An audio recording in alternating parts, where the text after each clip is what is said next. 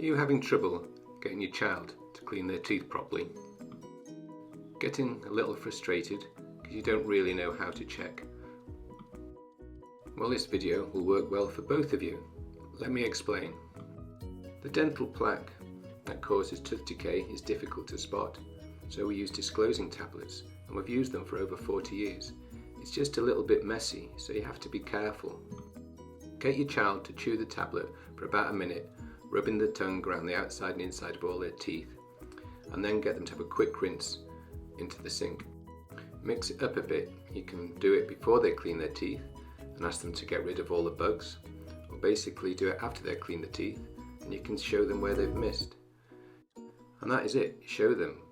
These inexpensive mirrors help to show where children often miss cleaning their teeth, and also you can take a photo just to make it fun for them. And in a month's time you can show them, hopefully, that they've improved. Just set monthly reminders in the app.